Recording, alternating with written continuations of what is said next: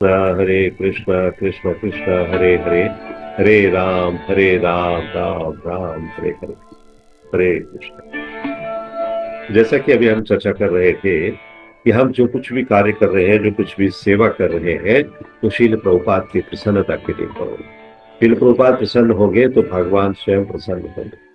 और भगवान जो है वो किस तरह से हमें इसका रिवार्ड देंगे या भगवान रिवार्ड नहीं देंगे, ये भगवान के ऊपर है। अगर वो कार्य हमारा रिवार्ड के योग्य होगा तो रिवार्ड मिलेगा, हमें रिवार्ड की अपेक्षा नहीं करनी। लेकिन अगर रिवार्ड के योग्य नहीं होगा तो हम कितना भी परिश्रम क्यों ना करें तो प्राप्त नहीं होगा। तो इसलिए भगवान अपने लोक में बैठकर सब कुछ दृष्टिपात करते रहते हैं कि क्या हो रहा है, क्या नहीं हो रहा, मेरे भक्त क्या कर रहे हैं, मेरे भक्तों का भाव कैसा है, उनके हृदय में कौन सी भावनाएं चल रही हैं। तो भगवान का जो लोक है, जहाँ एक श्लोक आता है भगवत गीता में, न तद्भासयते सूर्यो न शशांको न पावक यद गत्वा न निवर्तन्ते तत् धामो परमम मम। भगवान कहते हैं ऐसा मेरा धाम है, जहाँ सूर्य के प्रकाश और चंद्रमा के प्रकाश की आवश्यकता नहीं है, न किसी भी प्रकार का कुछ और अग्नि चाहिए। तो दो मार्ग होते हैं। एक तो मार्ग भगवान के पास जाता है, जहां पहुंचकर हमें पुनः इस मर्त्य लोक में वापस नहीं आना पड़ता। हाँ, यद गत्वा न निवर्तन्ते। और या तो आप उस मार्ग पर जाइए, या फिर नहीं तो जन्म मृत्यु के मार्ग पर चलिए, फिर से वापस आइए मतलब। तो या तो अमर हो जाइए कि वापस नहीं आना है, या फिर ऐसा हो जाइए कि जन्म मृत्यु के मार्ग पर बार बार आना पड़े। एक शरीर ग्रहण करना है और उसे त्याग कर पुनः दूसरा शरीर ग्रहण करना है, बस यही एक क्रम चलता रहेगा। ये किसका क्रम है? ये पशुओं का क्रम है। पशु कुछ सोच नहीं सकते, उनको बुद्धि नहीं है। हाँ? और ऐसा भी नहीं है कि अगर हम जन्म मृत्यु को ही चुन लें तो अगला जीवन हमें मनुष्य शरीर मिलेगा भी, इसकी कोई गारंटी नहीं है, निश्चित नहीं है। यदि पेड़ का शरीर मिल गया तो क्या होगा?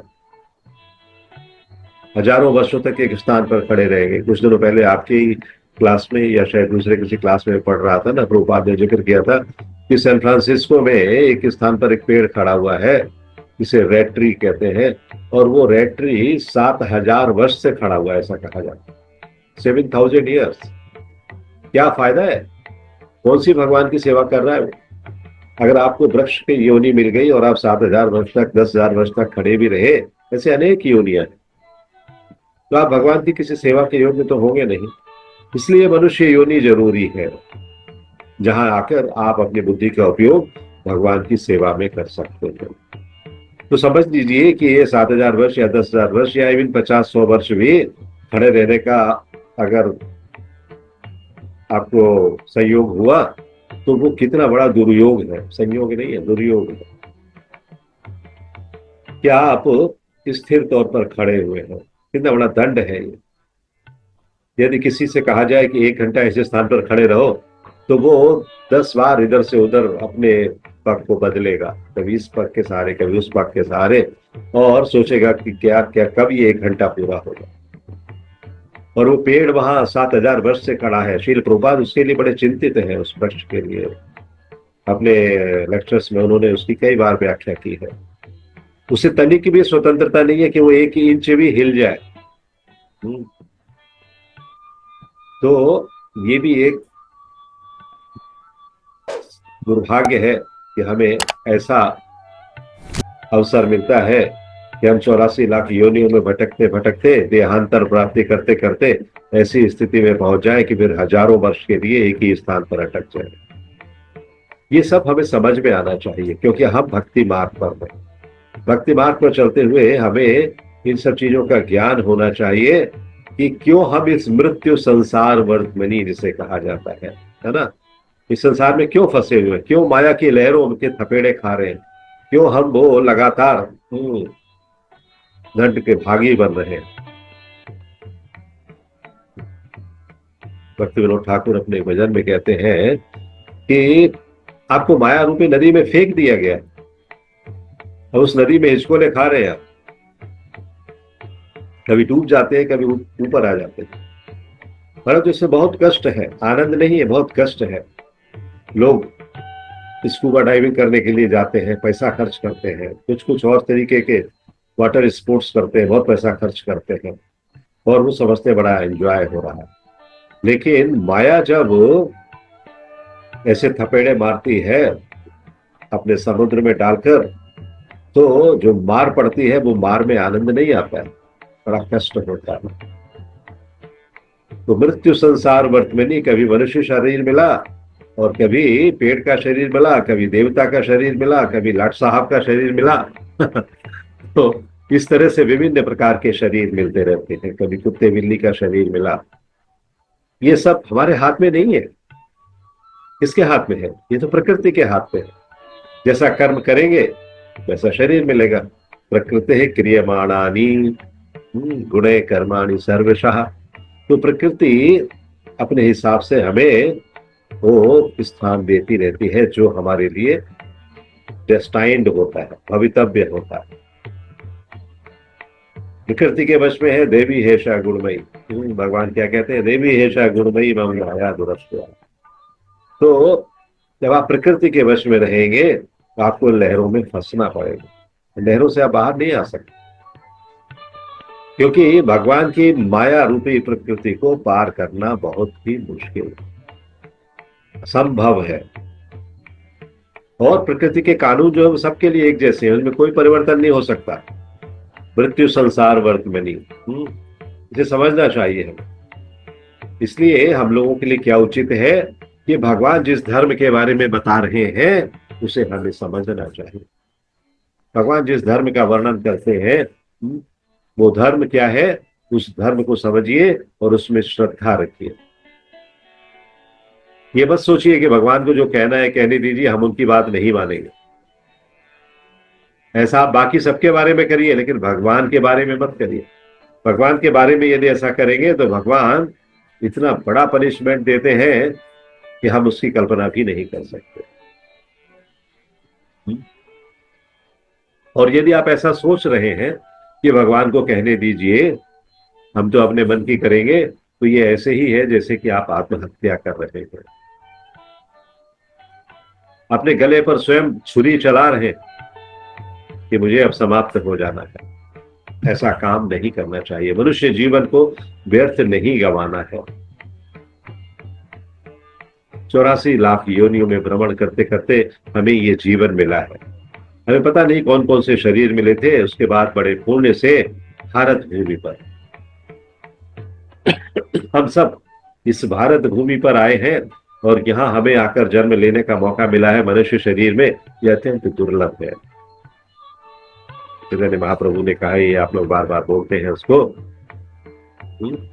कि मनुष्य जन्म हुआ है भारत भूमि में, मनुष्य जन्म हुआ है तो हमें इस जन्म को सार्थक करना है, इसे नष्ट नहीं करना है। प्रकृति क्रियमाणानि, अभी मैंने कहा, गुणे कर्माणि सर्वशः। अहंकार विमूढ़ आत्मा।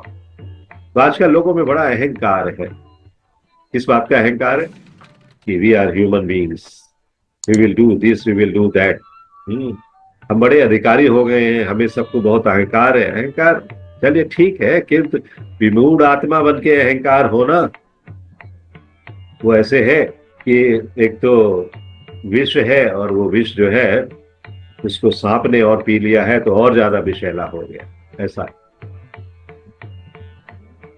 तो विमूढ़ आत्मा व्यक्ति अपना लाभ नहीं समझते हैं। उस प्रकार के अहंकार का क्या लाभ है? उस प्रकार का अहंकार करके कुछ नहीं होने वाला है।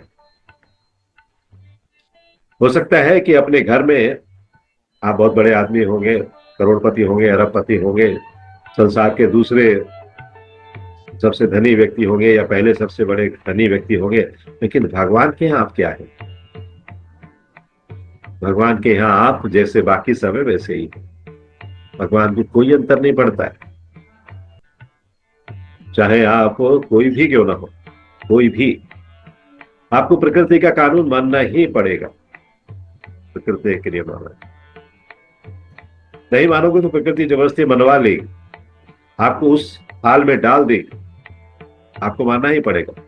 जैसे यदि आप किसी रोग से पीड़ित हो गए हो तो आप कोई भी हो, निर्धन हो, अमीर हो, बहुत बड़े विद्वान हो, आचार्य हो, रोग तो आपको भोगना ही पड़ेगा। तो ये सब विचार जो है हम जो कर रहे हैं, ये क्यों कर रहे हैं? ताकि हम भगवान की भगवत्ता को समझ सके, भगवान की उपस्थिति को जान सके अपने जीवन में। भगवान आकर हमें बहुत कुछ समझा रहे हैं भगवत गीता में, लेकिन हम ऐसे ना समझे, हम ऐसे मूर्ख हैं कि हम बिल्कुल समझने का प्रयास ही नहीं करते।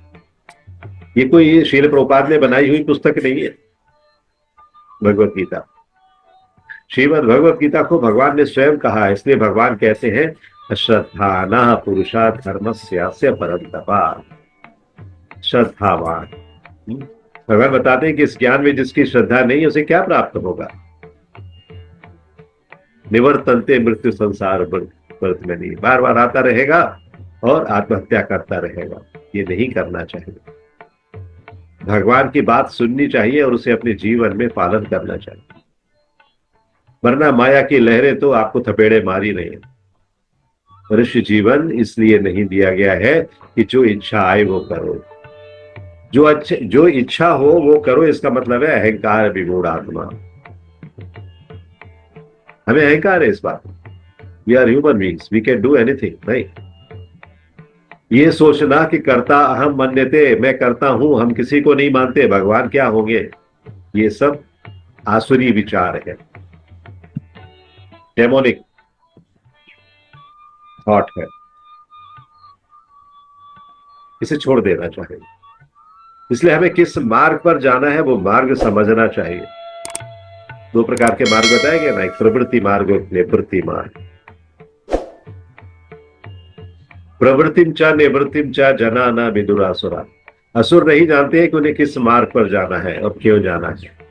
क्यों? क्योंकि माया अपहृत ज्ञाना, माया ने वो ज्ञान अपहृत कर लिया है, एब्डक्ट कर लिया है। केवल विश्वविद्यालय में डिग्री लेने से ज्ञान नहीं आता है। प्रभुपाद बहुत इसके विरोध में थे। विश्वविद्यालय में बहुत ज्यादा पढ़ लेना, उससे आपको आत्मा का ज्ञान नहीं होगा, भगवान का ज्ञान नहीं होगा। तो कहते हैं कि ये जो विश्वविद्यालय की डिग्री लेकर निकल रहे हैं ना, ये सब असुर है। इनका वास्तविक ज्ञान माया ने छीन लिया है। माया अपहृत ज्ञान। इस भौतिक ज्ञान से कुछ लाभ नहीं होने वाला, इसलिए शास्त्रों में कहा गया है तद विज्ञानार्थम स गुरु गुरुमेव अभिगच्छेत। गुरु के पास जाना चाहिए वो ज्ञान लेने के लिए, उनसे समझना चाहिए। परिप्रश्नेन सेवया।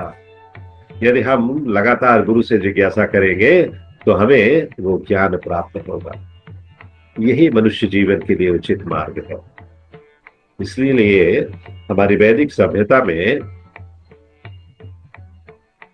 बच्चों को पहले गुरुकुल भेजा जाता, वहां जाओ और सीखो जीवन का क्या उद्देश्य है। भगवान खुद भी गए थे, याद है ना, संदीपनी मुनि के आश्रम में। तो भगवान खुद सीखने के लिए गए, जो कि सब जानते हैं, सर्वज्ञ है। तो फिर हम उनके सामने क्या है? कुछ भी नहीं। जानना चाहिए, सीखना चाहिए कि जीवन का उद्देश्य क्या है। वो हमें किसी भी विश्वविद्यालय में सिखाया नहीं जाता। तो वो सिखाया जाता है जिसका इस जीवन से निवृत्ति पाने में कोई उपयोग नहीं हो। वेद, वेदांत, शास्त्र, इन सब में वो ज्ञान उपलब्ध है जिसे सीखकर, जिसे जानकर हम कुछ आध्यात्मिक लाभ प्राप्त कर सकते हैं। प्रभुपाद एक स्थान पर लिखते हैं, खूब आध्यात्मिक ज्ञान, खूब भौतिक ज्ञान प्राप्त कर लो, खूब भौतिक ज्ञान प्राप्त करो और जाकर हथौड़ी पीटो, खूब रुपया मिलेगा। फिर शराब पियो और मजा करो। तो ये जीवन नहीं है, ये शूद्रों की सभ्यता है, इससे कुछ लाभ नहीं होगा। कलौ शूद्र संभवा। कलयुग में चारों ओर शूद्र सभ्यता ही है, हर तरफ शूद्र सभ्यता।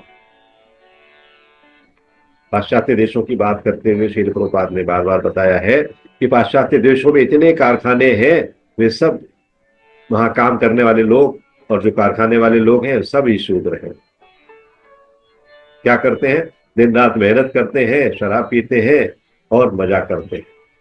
आजकल यही सिखाया जाता है, दूसरा कुछ सिखाया नहीं जाता। वो जो गुरुकुल में जाकर शास्त्रीय ज्ञान लेने की बात होती थी वो नहीं है। किंतु वे लोग भी इन सबसे तंग आ गए हैं, ये बात भी ध्यान में रखिए। वो परमानेंट सोल्यूशन नहीं है। वे लोग अब इसे नहीं चाहते, उन्हें शांति चाहिए और शांति के लिए इधर उधर भागते हैं। तब देखते हैं कि कोई मुझे ये ज्ञान दे दे कि मुझे शांति कैसे मिलेगी। उसके लिए बहुत सारी टेबलेट्स लेते हैं, डॉक्टर्स के पास जाते हैं, मुझे शांति चाहिए, I am full of stress now, I can not even sleep properly.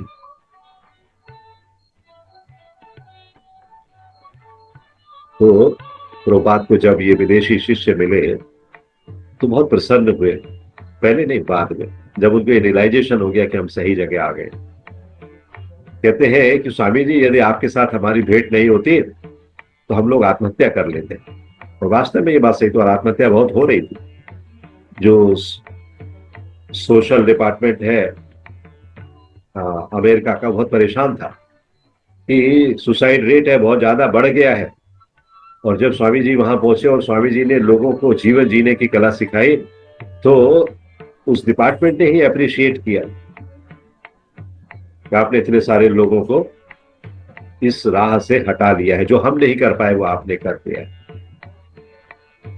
वे इतने निराश थे, लेकिन कृष्ण भावनामृत ने उन्हें नया जीवन दिया, जीवन जीने का नया मार्ग बताया और कहा कि ये कृष्ण भावनामृत ही जीवन है और इसको जीकर आप जो कुत्ते बिल्ली का भी जीवन जी रहे हैं उस जीवन से मुक्ति पा सकते हो। ये कृष्ण भावनामृत आंदोलन है, ये भारतवर्ष की सभ्यता है, ये भारतवर्ष की संस्कृति है जिसे हम भारतीय छोड़ते जा रहे हैं लेकिन विदेशी अपनाते जा रहे हैं। इसे ग्रहण करना चाहिए, अच्छी तरह भगवत गीता का पाठ करें, उसके अंट शंट अर्थ ना लगाएं, उसमें जो प्रभुपाद ने तात्पर्य दिए हैं, जो अर्थ दिए हैं उनको समझें। खुद समझ में नहीं आते तो दूसरे गुरु का आश्रय लें, यथा रूप में भगवत गीता को समझने का प्रयास करें। और जो कुरुक्षेत्र है, जो दूसरे टीका करने वाले लोग हैं ना, कुरुक्षेत्र शरीर की कल्पना करते हैं कि शरीर जो है कुरुक्षेत्र है, हम शरीर के साथ युद्ध कर रहे हैं। ऐसा नहीं है, शरीर के साथ युद्ध नहीं करना है ना? तो किसी शब्दकोश में ऐसा नहीं लिखा है कि कुरुक्षेत्र का मतलब ये शरीर है, किंतु लोग हैं अपनी अपनी कमेंट्री लिख देते हैं। कुरुक्षेत्र अभी भी है दिल्ली के 150 किलोमीटर आगे। कुरुक्षेत्र धर्म क्षेत्र, ये शास्त्र में लिखा है, कुरुक्षेत्र धर्म क्षेत्र, शरीर नहीं है आपका। कुरुक्षेत्र धर्म आचरेत, कुरुक्षेत्र में धर्म का आचरण हुआ था, यहां से नहीं, वैदिक युगों से हुआ था। कितने युग बीत गए, कुरुक्षेत्र में पांडव, कौरव और पांडव इकट्ठे हुए, उन्हें तय करना था कि कौन राज्य लेगा, युद्ध के लिए इकट्ठे हुए थे, जिसके लिए शब्द आया पहले श्लोक में, युद्ध सवाहा, युद्ध की इच्छा से इकट्ठे हुए और वहां पर धर्म की विजय। तो कुरुक्षेत्र धर्म का क्षेत्र है, तो आपका शरीर नहीं। शर्म अधर्म है, इसमें कुछ भी धर्म नहीं है शरीर में, क्योंकि ये पंचभूत का शरीर है, ये तो समाप्त हो जाने वाला है, स्थिर नहीं रहने वाला। वो कुरुक्षेत्र देखो आज भी है कितने युगों के बाद। तो हमें श्रद्धा की आवश्यकता है कि हम भगवान ने जो कहा है उसमें श्रद्धा पैदा करें। श्रीमद् भगवत गीता में हर चीज एकदम स्पष्ट है, हमें उसे समझने की आवश्यकता है।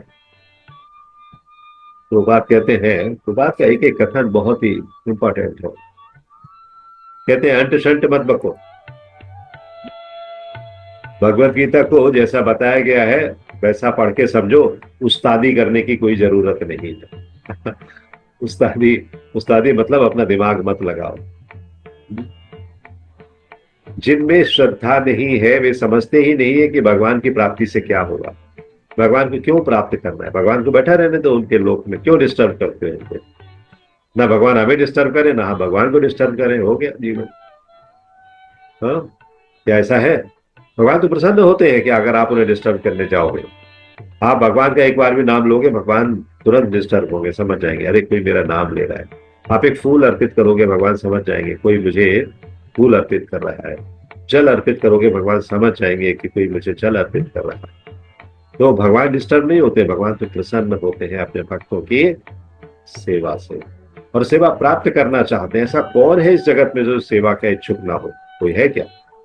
आपकी कोई सेवा करने लगे तो आप सोचोगे उसी को बुलाओ जरा मेरे पास, उसको भेजो जो मेरी अच्छी सेवा करता है ना?